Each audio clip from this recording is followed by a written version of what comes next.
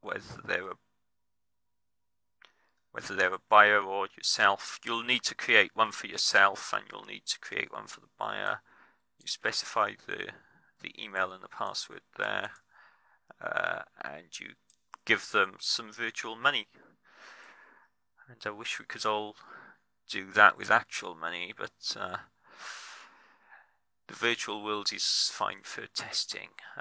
Now I've already set up some accounts, so I'll just go through and what I'm going to do, payment review. I've read on the eShop forums that you have to make sure that's configured as disabled.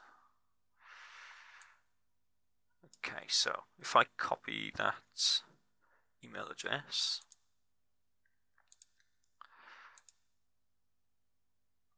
I'll refresh this now. Now I have logged in, so it should come up with a request to pay £9.99, which it has done. And it's for a PDF ebook, and it's going to go to that business, and the email address was that, and the password in this case, there we are. Okay,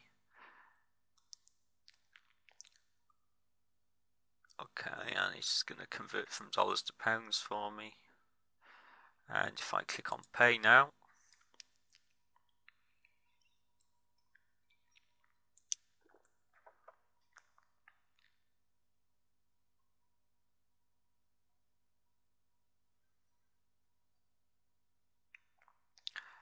and then return to merchant.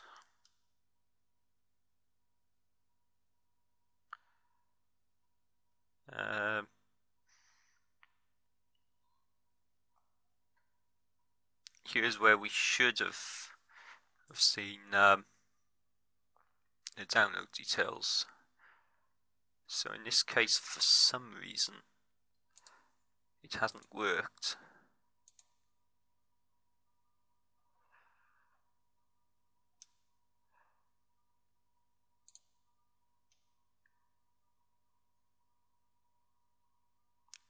It might be just that the instant payment notification hasn't come through, because that can happen.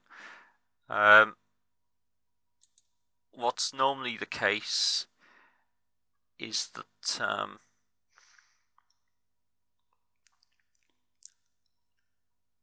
an email will be sent by eShop when it receives that instant payment notification from PayPal.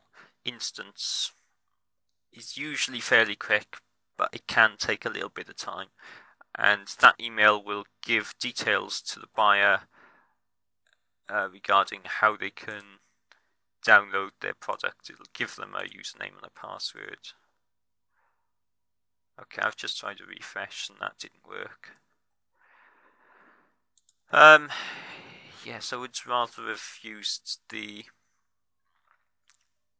proper PayPal interface and made a test purchase, but unfortunately I've only got one account.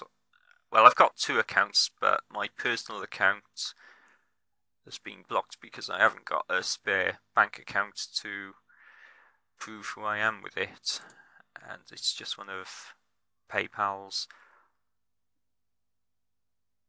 issues that they don't have details of how you can set up a personal and a professional PayPal account if you've got, if your current accounts have already been linked to one account. So I think in order for me to get my personal account working, I'd have to set up a new current account with my bank and use that for authentication with PayPal, and that's quite a lot of work. Okay, settings for eShop. That didn't work. I'm going to have to find out why that didn't work and come back to you with that. But because this is my live shop, I'm going to put it back to live now. Right, something I want to show you. I've had one spam comment, so I just want to show you what they look like. Greetings and thanks for a intriguing site. I appreciate what you talked about. Well, what did I talk about? That comment has got nothing to do with what I talked about, and it's what's known as a spam comment. And look, the reason it's there is they're promoting something called uniquecontentgenerator.info, and that's really a very spammy way of doing it. I wouldn't be surprised to find that it might improve the rankings slightly for that site in the short term, but Google will tend to find it, and they'll find out what they've done. They've got a big team of experts that look for spamming websites. So I'm going to mark this comment as spam. Now, I do have a plugin that that deals with most of the spam. That was put in for moderation, so it never appeared on the blog itself. And I'll be talking about that later on in the series. There's one other thing I want to talk about today before we go to the challenge, and that is appearance. I don't think it's shown in the mind map.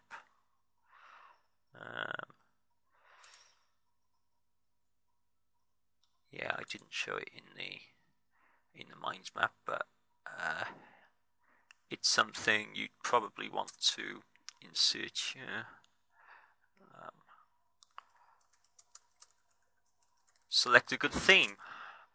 The standard theme doesn't really look very good. It looks like this. Well, you're not really going to sell much if your site looks like that.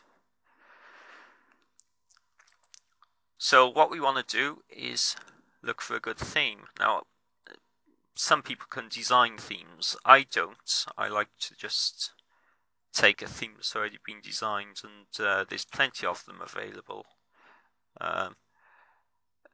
You get those to a standard, but I wouldn't use either of those. So what you do, go to add new themes. And you can search for a theme. If you can get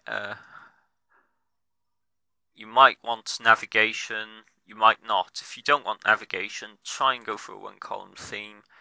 There is a way you can deal with themes of multiple columns if you prefer to do that. But for now, I'm just going to enter a term, and the term let's put in love, since this is a site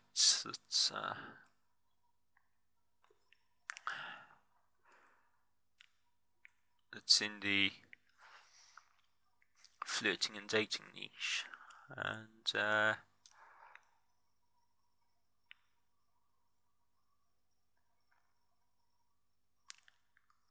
that sort of looks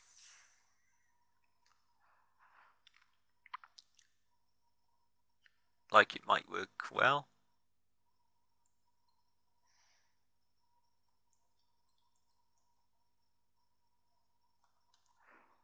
And for now, I'm just going to use that. I mean, you can click on a theme